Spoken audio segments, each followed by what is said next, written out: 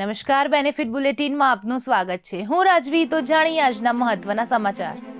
કચ્છના માંડવીમાં આજથી 11 દિવસીય બીચ ફેસ્ટિવલનો પ્રારંભ। ડીવાયસીએમ અને પ્રવાસન મંત્રી હર્ષ સંઘવી કરશે ઉદ્ઘાટન। 31 ડિસેમ્બર સુધી દરિયા કિનારે વિવિધ પ્રવૃત્તિઓ અને કલ્ચરલ કાર્યક્રમો। પ્રવાસીઓ માટે સુરક્ષા, તબીબી સહાય અને તમામ સુવિધાઓ ઉપલબ્ધ।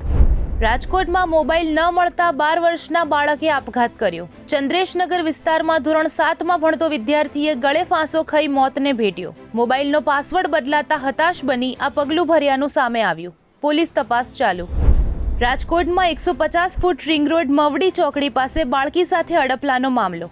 વિડીયો વાયરલ થતાં જ ગણતરીના કલાકોમાં માલવીય નગર પોલીસે કાર્યવાહી કરી 82 વર્ષના યુદ્ધની ધરપકડ કરી। જાગૃત નાગરિકની સજાગતાથી મામલો બહાર આવ્યો। પોલીસ તપાસ ચાલુ।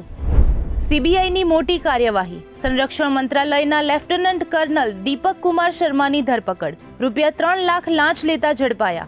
દિલ્હી અને શ્રી ગંગાનગરથી રોકડ, દસ્તાવેજો સહિત મોટો જથ્થો જપ્ત। બંને આરોપી 23 ડિસેમ્બર સુધી પોલીસ રિમાન્ડ પર। તો આવા જ મહત્વના સમાચારો જાણવા માટે જોડાયેલા રહો બેનિફિટ ન્યૂઝ સાથે।